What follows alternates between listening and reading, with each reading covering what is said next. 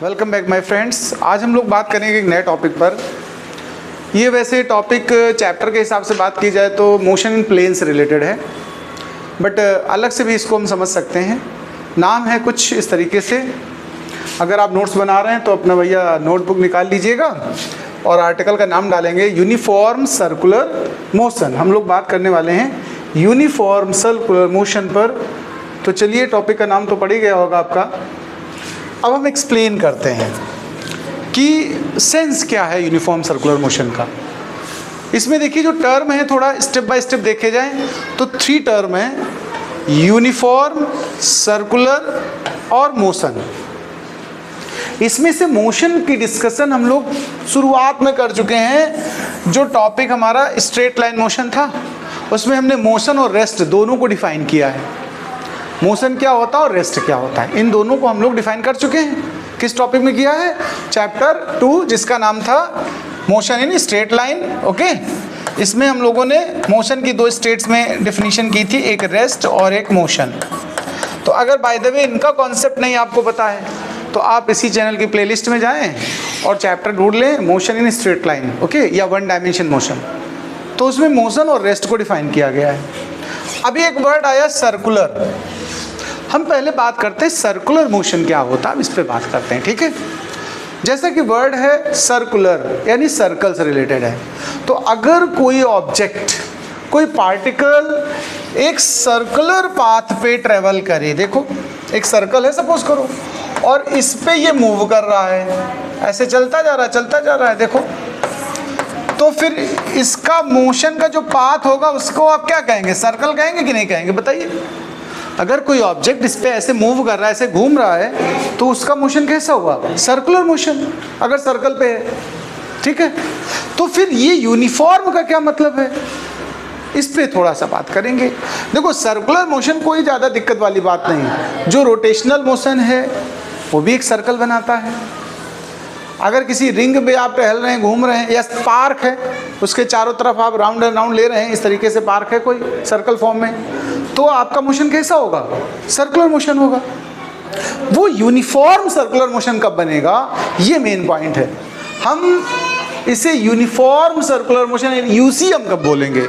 तो यहाँ ध्यान ये देने वाली बात है, ध्यान रखिएगा, जो वेलोसिटी की डायरेक्शन होती है वो सर्कल की टेंजेंट पर हमेशा बिलोंग करती है। किस तरह बिलोंग करती है? Tangent of the circle. अगर कोई ऑब्जेक्ट सर्कल पे ट्रेवल कर रहा है, मूव कर रहा है, तो स्पीड एक होता है टर्म, एक होता है वेलोसिटी। स्पीड मतलब होता है मैग्नीट्यूड ओनली, और वेलोसिटी में क्या होती है साथ में? डायरेक्शन।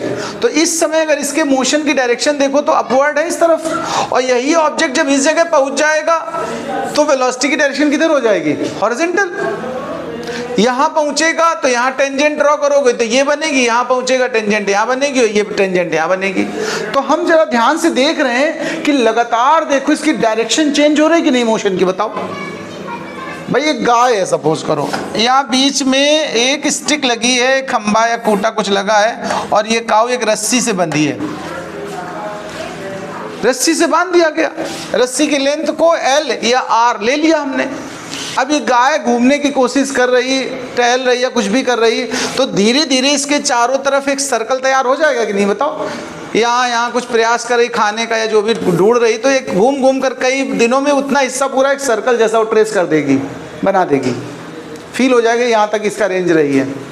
तो उसका मोशन भी सर्कुलर है, लेकिन वो कहीं जा नहीं पाई। जब यहाँ थी उसने ताकत अंदर को लगाई, वेलोसिटी इस तरफ लग गई तो घूम के ऐसी हो गई, फिर यहाँ पहुंचा तो वेलोसिटी इधर हो गई, फोर्स इधर हो गया। इस तरीके से वो राउंड राउंड राउंड चलाता रहेगा, ठीक है। जैसे मैं खड़ा हूँ आप मुझे खींचे, ठीक है, हम आपको खींचे तो फिर अपने आप क्या होगा? रोटेशन स्टार्ट हो जाता है। तो सर्कुलर मोशन क्या है? एकदम सिंपल डेफिनेशन की बात करें तो हम कहेंगे when any object moves on circle, travel on circle, then its motion is circular motion. Uniform circular motion क्या? अब इस पे बात कर रहे थे, तो हमने कहा वेलोसिटी की डायरेक्शन तो चेंज हो रही है लेकिन वैल्यू ना बदले। जैसे अगर यहाँ वेलोसिटी 5 मीटर पर सेकेंड है तो यहाँ ज़्यादा ना हो जाए, 5 ही रहनी चाहिए, ना कम हो ना ज़्यादा हो। वैल्यू अगर लगातार सेम रहती है तो इसको कहेंगे कांस्टेंट स्पीड। क्या कहेंगे? वेलोसिटी कांस्टेंट नहीं कर सकते हो, वेलोसिटी मतलब होता है डायरेक्शन भी सेम बनी रहे। देखो अगर दो चीजें सेम रहती तो वेलोसिटी कांस्टेंट है, क्या? मैग्नीट्यूड और डायरेक्शन है तो हम कहेंगे कांस्टेंट वेलोसिटी। लेकिन अगर डायरेक्शन लगातार बदल रही है लेकिन मैग्नीट्यूड नहीं बदल रहा है, सेम स्पीड है, तो उसको हम कांस्टेंट स्पीड बोलेंगे। तो when any object travels on the circular path with constant speed, अगर ये वर्ड आ जाए कांस्टेंट स्पीड, यानी ऑब्जेक्ट ट्रेवल तो सर्कल पे करे, स्पीड रहे कांस्टेंट, तब उसका मोशन क्या बोला जाएगा? Uniform circular motion. ठीक है, तो चैप्टर नाम या टॉपिक का नाम तो डाल ही लिया। अब हम इसकी डेफिनेशन पे चलते हैं। कहाँ चलते हैं भाई जी? हम इसकी डेफिनेशन उठाने वाले हैं। डेफिनेशन देखें आप लोग जरा ध्यान से। ये डेफिनेशन है, कुछ इस तरीके से इसको हम तैयार करेंगे, लिखेंगे। तो यूनिफॉर्म सर्कुलर मोशन के अंतर्गत if any particle moves along circular path, पहले देखो एक्सप्लेन किया था कि जो ऑब्जेक्ट ट्रेवल करेगा वो किस पे चलेगा भैया? सर्कुलर पाथ पे ट्रेवल करने वाला ये ऑब्जेक्ट। तो if any object travel on circular path, ठीक है,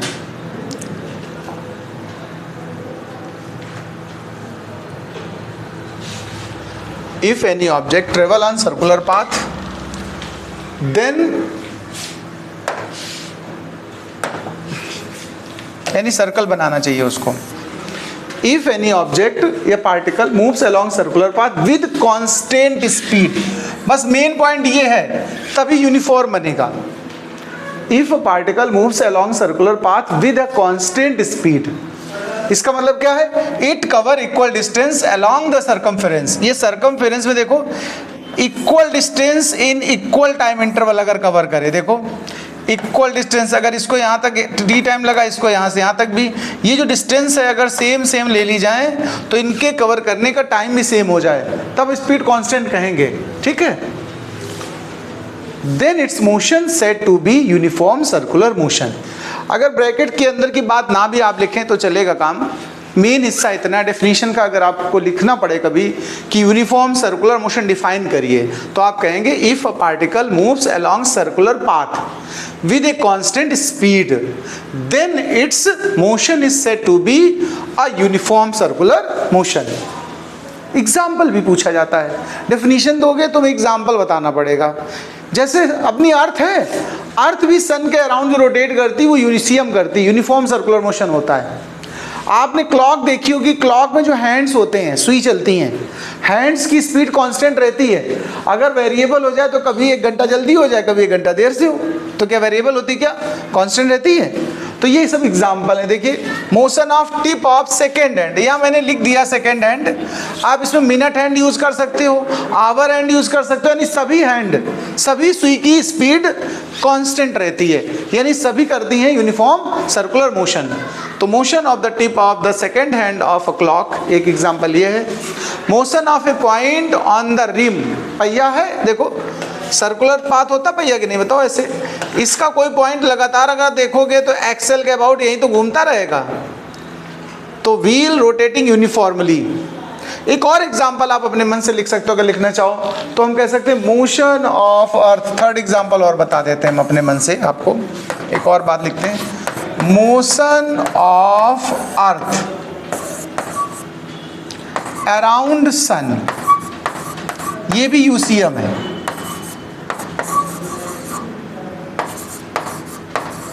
motion of the earth around the sun, ये थर्ड एग्जाम्पल है। एग्जाम्पल लिखने के बाद जब तीनों एग्जाम्पल लिख लेना तब ये पॉइंट लिखना है। अ uniform circular motion is an accelerated motion. Uniform circular motion में स्पीड कांस्टेंट होती है, वेलोसिटी बदलती रहती है क्योंकि डायरेक्शन चेंज होती है, इसलिए यहाँ एक्सीलरेशन हमेशा एग्जिस्ट करेगा। तो ये पॉइंट लास्ट में लिखिएगा, थर्ड एग्जाम्पल लिखने के बाद फिर लिख दीजिएगा अ uniform circular motion is an accelerated motion also. ठीक है, ये कैसा मोशन होता है? एक्सीलरेशन।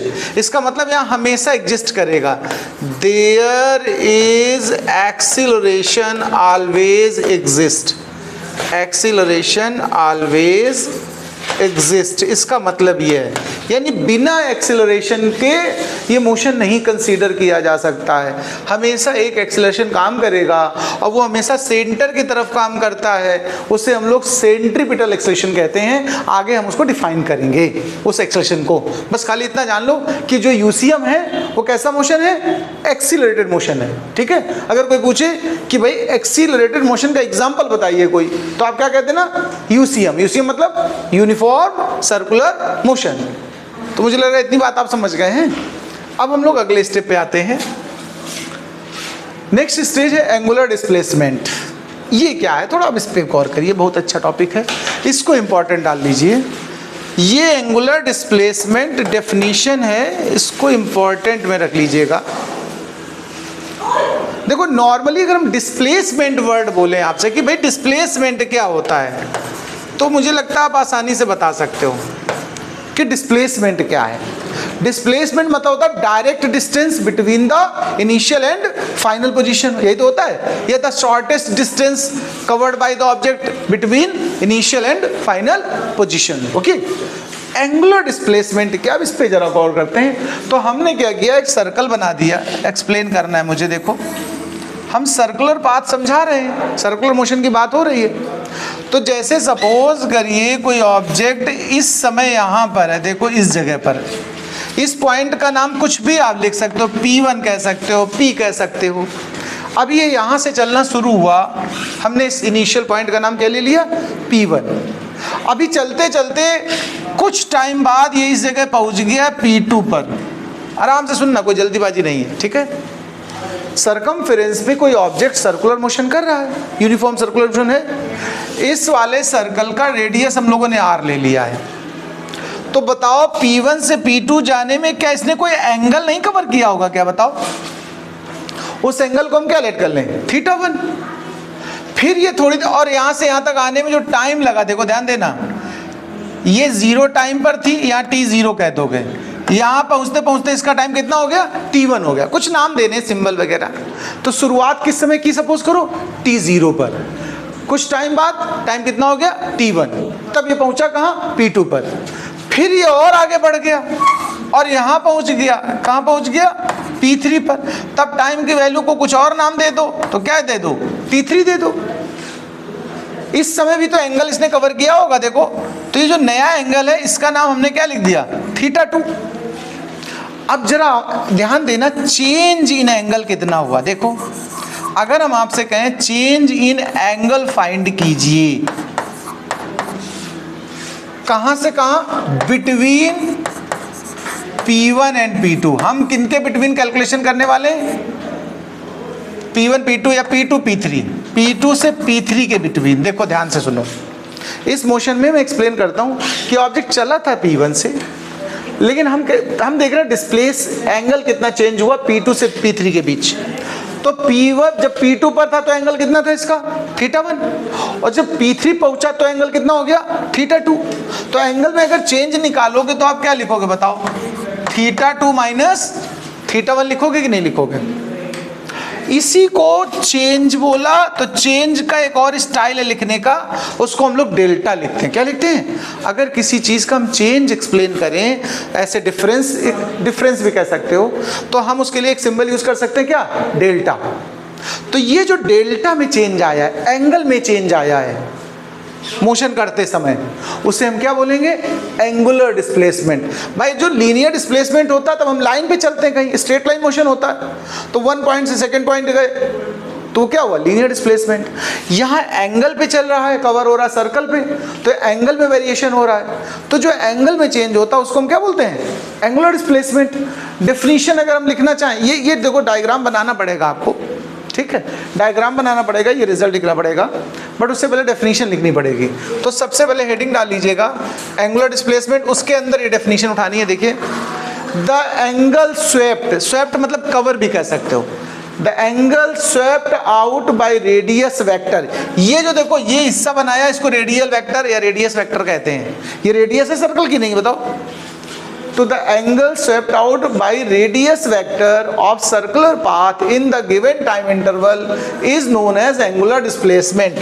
मेन डेफिनेशन इतनी है, कि एंगुलर डिस्प्लेसमेंट है क्या, तो सिंपल लैंग्वेज में कहो कि जो एंगल कवर किया गया, जो एंगल ट्रेवल हुआ, स्वैप हुआ, पार किया गया, वो एंगल जो पार हुआ वही एंगल ही एंगुलर डिस्प्लेसमेंट है। ठीक है, इसके लिए हमने एक एग्जाम्पल लिया है एक्सप्लेन करने के लिए। जो डायग्राम है एग्जाम्पल का पार्ट है। किसका पार्ट है? Example. As so in the figure, ये डायग्राम बना दिया मैंने। Suppose particle start from P, तो हमने यहाँ पर P1 से स्टार्ट लेट किया, इसलिए सफिक्स में P1 लिख लेना। As so in the figure, suppose a particle starts from position P1, its angular position then θ1 देखो, ठीक है। फिर बाद में ये पहुंचा कहाँ? P3 पर, तो इसका कितना हो गया? θ2। ये थीटा सिंबल है, आप लोग थीटा में बनाइएगा ऐसे, θ1 और θ2। हमने दो चेंज लिए एंगल के, θ1 और θ2।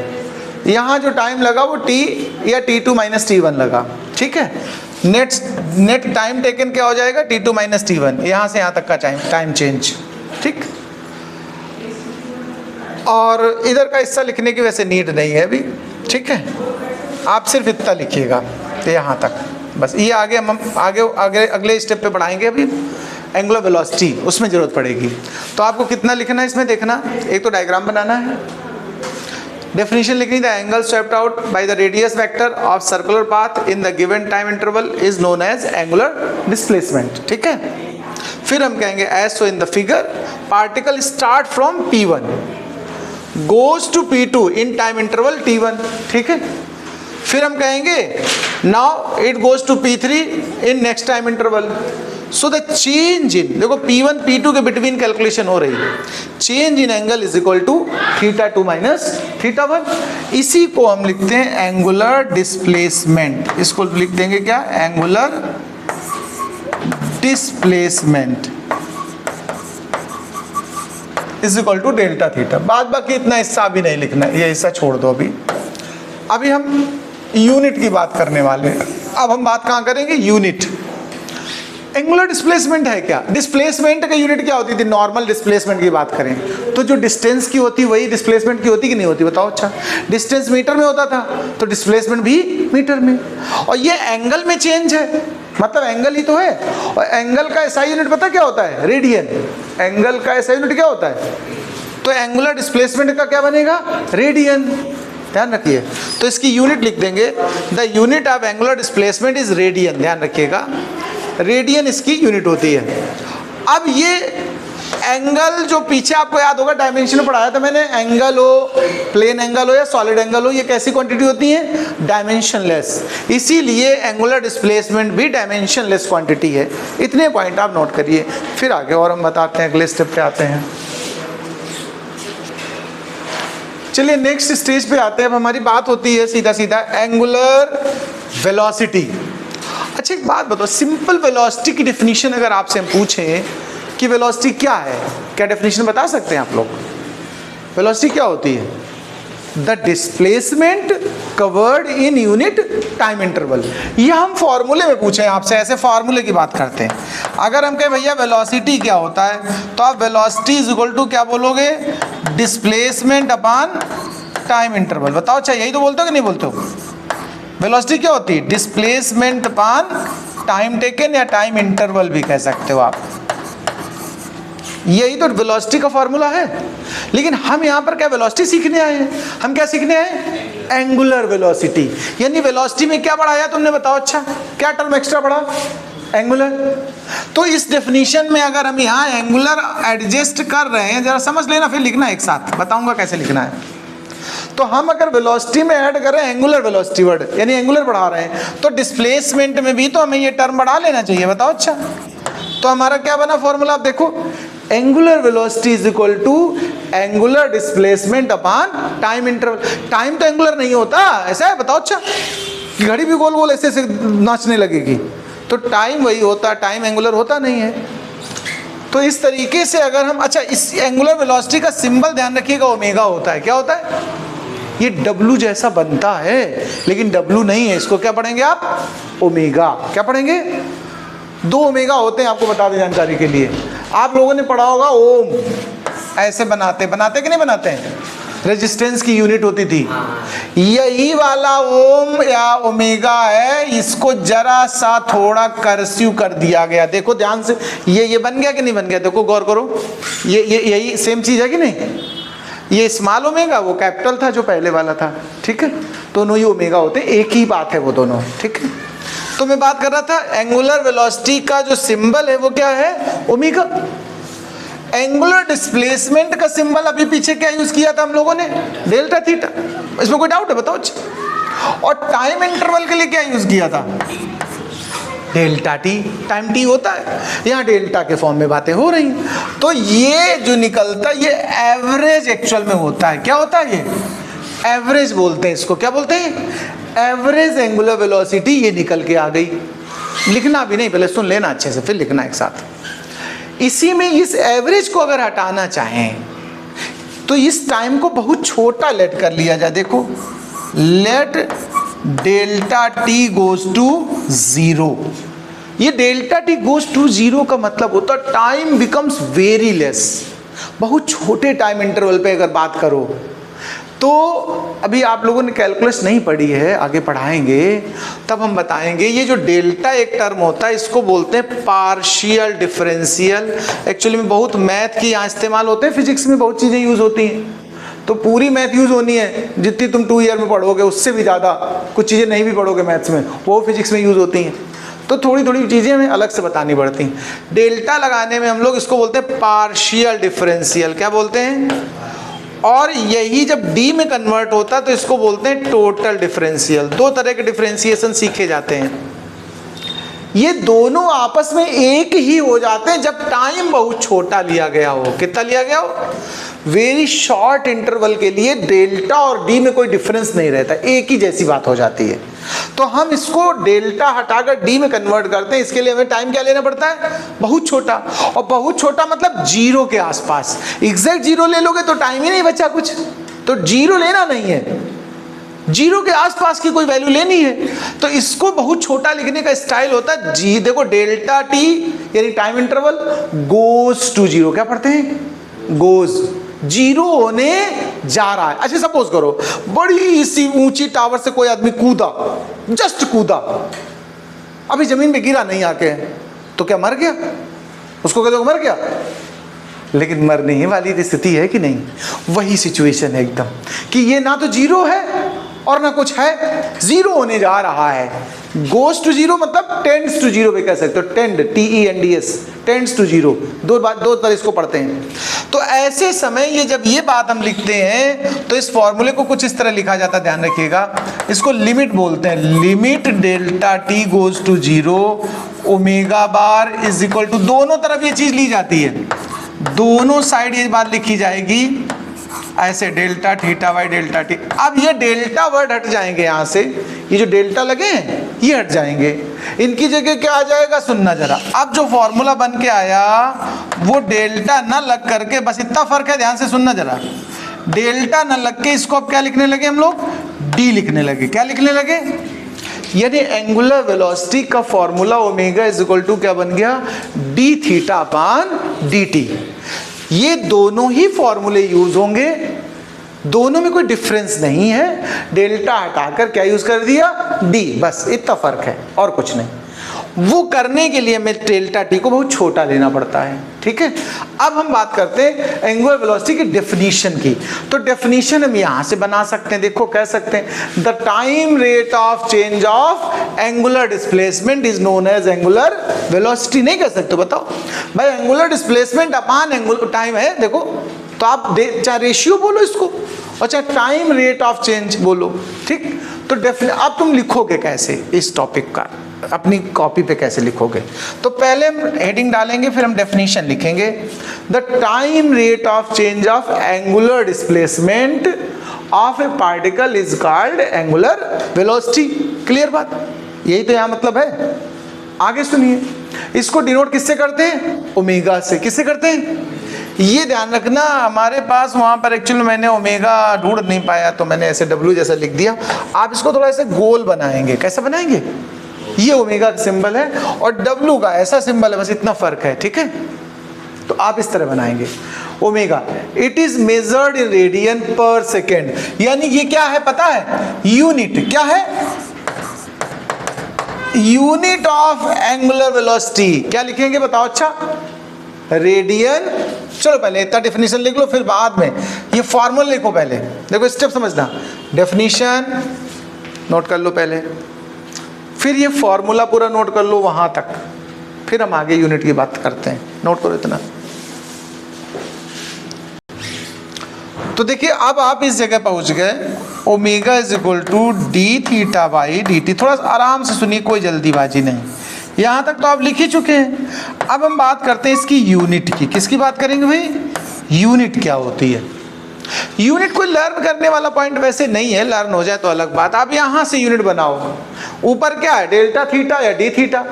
थीटा क्या मतलब एंगल, एंगल की एसआई यूनिट क्या होती है, रेडियन, और नीचे क्या है, टाइम, टाइम की क्या होती है, सेकेंड। तो इसकी यूनिट अगर बनाओ एंगुलर वेलोसिटी की तो क्या बनाओगे बताओ आप मुझे, रेडियन पर सेकेंड। बताओ, अच्छा ये क्या बन गई, यूनिट। एक चीज और हम बनाते हैं, डायमेंशन। हम लोग क्या बनाते हैं भाई जी, डायमेंशन फॉर्मूला बनाते हैं। अच्छा एक बात बताओ, रेडियन कैसा है, डायमेंशन लेस है कि नहीं बताओ।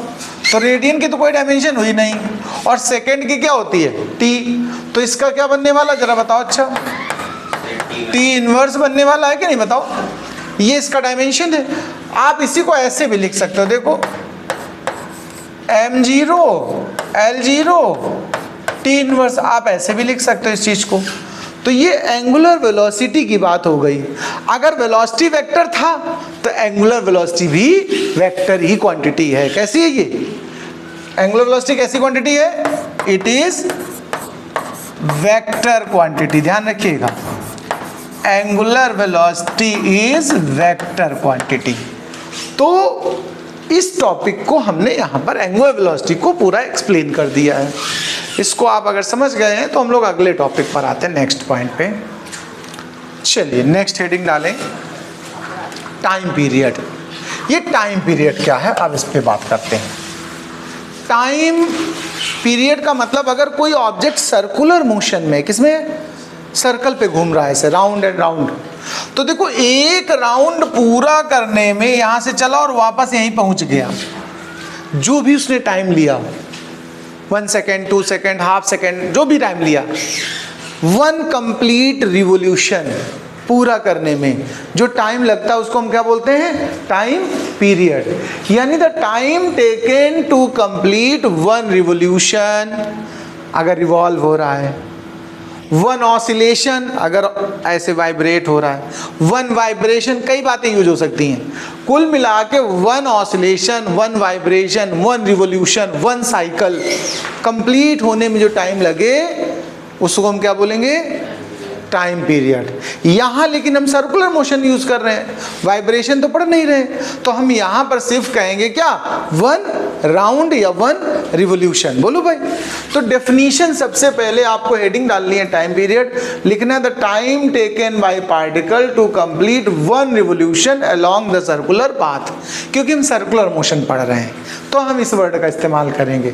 यही जब वेव पढ़ेंगे, वाइब्रेशन पढ़ेंगे, तो 1 ऑसिलेशन या 1 वाइब्रेशन यूज हो जाएगा।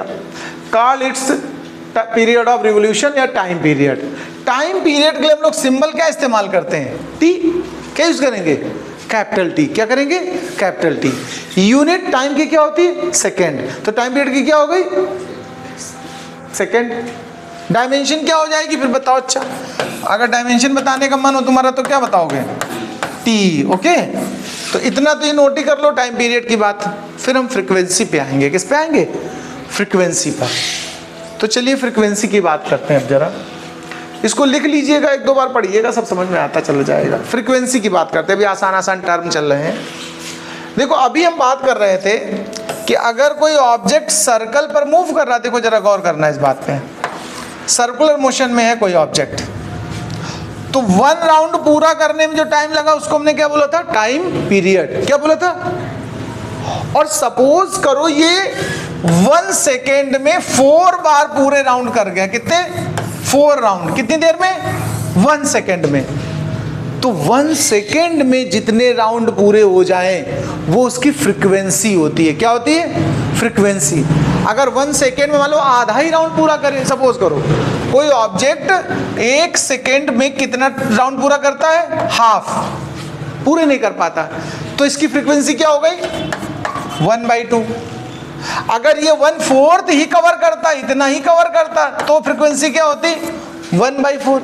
यानी number of revolution completed in 1 second. ध्यान रखना फ्रीक्वेंसी में क्या कंपलसरी है, पर सेकेंड। क्या कंपलसरी है, 1 सेकेंड में जितने राउंड हो जाएं, 2 राउंड हो जाए तो फ्रीक्वेंसी कितनी हो गई 2, 3 राउंड हो जाए तो 3, हाफ राउंड हो तो हाफ। क्लियर। तो डेफिनेशन क्या बनेगी, देखो फ्रीक्वेंसी की definition, the frequency of an object circular motion is defined as, main line इतनी है, कुछ डिफाइंड लिखना, सीधा लिखना है इतना, the number of revolutions completed per unit time. Per unit time भी ना लिखना चाहो तो इन 1 सेकेंड, क्या लिख दो यहाँ पर, इन 1 सेकेंड, बस और कुछ नहीं। तो यहां से एक सिंपल डेफिनेशन बनी, the number of revolutions completed in 1 second is known as या इज कॉल्ड फ्रीक्वेंसी। बताओ, अच्छा फ्रीक्वेंसी डेफिनेशन में कोई दिक्कत किसी को, बताओ भैया। फ्रीक्वेंसी की डेफिनेशन क्या है, the number of revolutions completed in 1 second. अगर ये वेव में डेफिनेशन हो जाए चल के, तो नंबर ऑफ वाइब्रेशन कहेंगे, क्या कहेंगे, नंबर ऑफ ऑसिलेशन कहेंगे, तो कहेंगे number of oscillations completed in 1 second frequency है, number of vibration completed in 1 second frequency है। फ्रीक्वेंसी को डिनोट किससे करते ये जरूर ध्यान देना, इट इज डिनोटेड बाय, कई अलग अलग चैप्टर्स में अलग अलग टॉपिक्स में फ्रीक्वेंसी के सिंबल डिफरेंट डिफरेंट हैं। जैसे कुछ जगह एन सिंबल इस्तेमाल होगा, क्या, फ्रीक्वेंसी का, कुछ जगह एफ इस्तेमाल होगा, कुछ जगह न्यू इस्तेमाल करेंगे। तीनों में जो तुम चाहो वो इस्तेमाल कर सकते हो, कोई ऐसा रूल नहीं है कि कहाँ पर क्या यूज किया जाए। ठीक है, सिंबल क्या यूज होते हैं ज्यादातर, एन, एफ और न्यू। इसको क्या पढ़ते हैं, न्यू। ठीक है, लाइट में अक्सर हम लोग जब लाइट पढ़ते हैं, फोटान वोटान, ठीक है, फोटो, तो हम लोग न्यू फ्रीक्वेंसी बोलते हैं। ठीक है, जब हम अल्टरनेटिंग करंट आगे पढ़ाएंगे, करंट का टॉपिक, तो फ्रीक्वेंसी का सिंबल एफ बताएंगे, और जब वेव वाइब्रेशन पढ़ेंगे तो एन बताएंगे। आप कोई भी यूज करो, फिलहाल अभी हम एन इस्तेमाल करेंगे। हम क्या इस्तेमाल करने वाले हैं अभी फिलहाल, अभी इस चैप्टर में हम क्या फ्रीक्वेंसी को सिंबल देने वाले हैं, एन। तो आप चाहें तो सीधे लिख देना, it is denoted by n. Nu का इस्तेमाल हम नहीं करने वाले, हम किसका इस्तेमाल करने वाले, एन का। तो देखो सर्कुलर फ्रीक्वेंसी की अगर आपसे कहा जाए डेफिनेशन लिखो, सिंपल एकदम, ये सब बेकार तरीका। फ्रीक्वेंसी लिखनी है तो लिखना the number of revolutions completed in 1 second. क्या कहेंगे, number of revolutions completed in 1 second is known as, is called frequency. It is denoted by n. Clear? Symbol का ही है। अब एक और बात, फार्मूला हो गया ना, अब हम बात करते हैं इसके यूनिट की। देखो ध्यान से सुनना भाई जी, एक और लाइन लिख लो फिर इसको बढ़ाते हैं। एक और लाइन क्या लिखेंगे, एक और डेफिनेशन कह सकते हो। देखो इट इज माने frequency, it is reciprocal of, ध्यान रखना भाई जी, ये वर्ड जरूर ध्यान रखना, it is reciprocal of time period. मतलब क्या हुआ, ये टाइम पीरियड का उल्टा है। फ्रीक्वेंसी जो होती है 1/, टाइम पीरियड होती है, इसका फॉर्मूला रहेगा। फ्रीक्वेंसी का फॉर्मूला क्या रहेगा, n = 1/t। जो टाइम गिवन हो तुम्हें, कभी टाइम पीरियड फ्रीक्वेंसी निकालनी हो तो उसको सीधे क्या कर दो, 1/, कर दो, तो फ्रीक्वेंसी बनेगी। तो फ्रीक्वेंसी फॉर्मूला क्या बन के आ गया हमारे पास, n = 1/t, t for time period.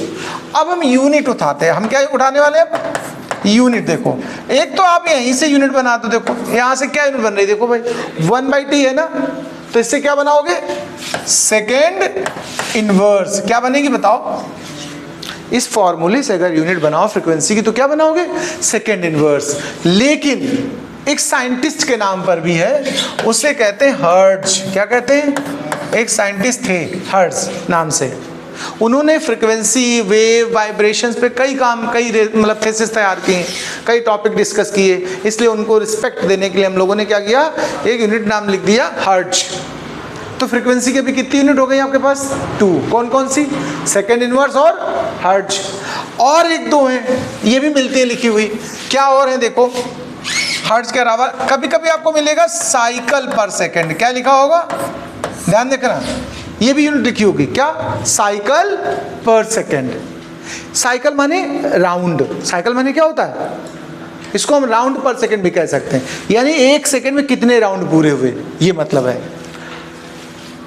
इसके अलावा तुम्हें मिलेगा ऑसिलेशन पर सेकेंड, ये भी मिलेगा तुम्हें लिखा हुआ, ऑसिलेशन पर सेकेंड। आपको मिलेगा रोटेशन पर सेकेंड, सब यूनिट है, सब यूनिट है।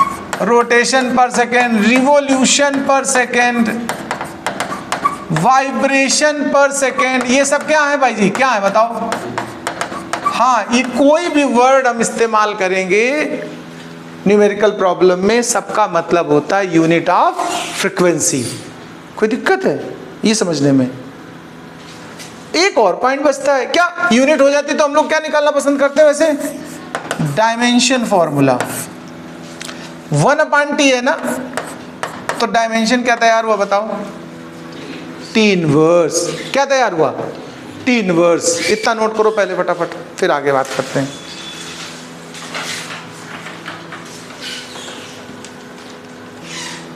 देखो यहाँ पर एक और फॉर्मूला हम बनाएंगे, थोड़ा सा ध्यान देना, यूजफुल फॉर्मूला आने वाला है, ठीक है? अभी पीछे हमने एंगुलर वेलोसिटी सिखाया आपको कि नहीं सिखाया बताओ? Angular velocity omega is equal to क्या निकला था? Delta theta by delta t. अच्छा एक बात बताओ, हम 1 कंप्लीट राउंड की बात करें, बड़ा ध्यान देना भाई जी, यहीं से चले थे वो घूम करके यहीं आ गए, तो मैं पूछूं आपसे कितना एंगल कवर किया आपने, बता सकते हो कितना? 360। उसी को एंगुलर डिस्प्लेसमेंट कहोगे। एंगल जो कवर होता है उसी को क्या कहते हैं? Angular displacement. कवर करने को हमें स्वेप्ट भी कह सकते हैं। तो angle swept is known as angular displacement. यानी हम कहें फॉर 1 कंप्लीट रिवोल्यूशन, देखो ध्यान देना, फॉर 1 कंप्लीट रिवोल्यूशन, रोटेशन, जो भी वर्ड आप कहें, जो एंगल में चेंज है डी थीटा वो कितना है? 360, या फिर हम लोग रेडियन में लिखना चाहें तो क्या लिखेंगे उसको? 2 पाई रेडियन। ये तो जानते हो कि नहीं जानते हो बात? पाई मतलब क्या होता है? 180 डिग्री। तो 360 क्या हुआ? 2 पाई। और जो टाइम लगता है, ध्यान रखना, जो टाइम लगता है एक कंप्लीट रिवोल्यूशन में, उसको हम क्या बोलते हैं? Time period. क्या बोलते हैं? तो देखो डी थीटा की वैल्यू क्या है 1 कंप्लीट रिवोल्यूशन के लिए? 2 पाई। और डी टी को हमने क्या सिंबल देना है? टी। टी मतलब टाइम पीरियड। देखो टाइम पीरियड की डेफिनेशन में क्या था? The time taken in 1 complete revolution. उसके लिए सिंबल क्या लिखते हो हम? टी। तो अगर आप फार्मूला बनाना चाहें, देखो ये वाला ओमेगा का formula, omega is equal to d theta की जगह क्या यूज हो जाएगा बताओ? 2 पाई। नहीं यूज हो जाएगा बताओ? और टाइम की जगह क्या इस्तेमाल, मतलब डी टी की जगह क्या इस्तेमाल हो गया? टी। तो देखो एंगुलर वेलोसिटी का एक और फार्मूला तुम्हें मिल गया। क्या मिला बताओ? अच्छा, यानी कई जगह हम इसको इस्तेमाल करेंगे। Angular velocity is equal to क्या बनेगा? 2 पाई बाई टी। इसमें कोई डाउट? इसको कैसे बनाया समझ पाए आप? अच्छा एक बात बताओ, अभी सिखाया मैंने कि 1/T एक्चुअल में क्या होता है बताओ? फ्रीक्वेंसी नहीं होता है। इसको n लिखते हो कि नहीं लिखते हो? अभी पीछे यही तो सिखाया मैंने। 1/T को क्या लिखते हो? n। तो ये जो 1/T है अगर हम हटा दें तो उसकी जगह क्या लिख सकते हैं? n। तो ये फॉर्मूला क्या बन जाएगा बताओ? 2 पाई n बन जाएगा कि नहीं बन जाएगा बताओ भैया? ये 2 फॉर्मूले ओमेगा यानी कि एंगुलर वेलोसिटी के लिए और सीखने हैं। ये हमने वहाँ क्यों नहीं सिखा दिए? क्योंकि तब फ्रीक्वेंसी ने डिस्कस की थी, टाइम पीरियड ने डिस्कस किया था, तो जहाँ एंगुलर वेलोसिटी की डेफिनेशन है वहाँ नहीं डिस्कस किए। हमें इसी टॉपिक के आगे लिखना था, तो डेफिनेशन वगैरह हो गई। अब उसके आगे वहाँ तक तो लिख ही चुके हो, ये आगे का हिस्सा नोट करना है तुम्हें, ठीक है? इतना नोट कर लीजिए। फिर हम लोग अगले स्टेप पे बात करेंगे, वो हमारा टॉपिक है रिलेशन बिटवीन टाइम पीरियड मतलब कैपिटल टी, फ्रीक्वेंसी मतलब एन, एंगुलर वेलोसिटी मतलब ओमेगा, एंगुलर वेलोसिटी मतलब ओमेगा, इनमें रिलेशन डेवलप करना था। क्या डेवलप करना था? तो अब बताओ, जब हमने डेवलप कर दिया ओमेगा का एक फॉर्मूला, क्या डेवलप किया बताओ? 2 पाई बाई टी, किया कि नहीं किया? यानी ये ओमेगा और टी में रिलेशन डेवलप हो गया। एक हमने अभी डेवलप किया किसमें? 2 पाई एन। तो हमें ये दो फॉर्मूले डेवलप करने थे जो हमने अभी आपके सामने डेवलप किए। अब इनको एज ए रिजल्ट आप नोट कर लोगे। अभी इस लेक्चर में यहीं तक रखते हैं, अगले लेक्चर में फिर मिलेंगे। नमस्कार, चैनल को लाइक और सब्सक्राइब करते रहें। टाटा बाय बाय, जय हिंद, जय भारत।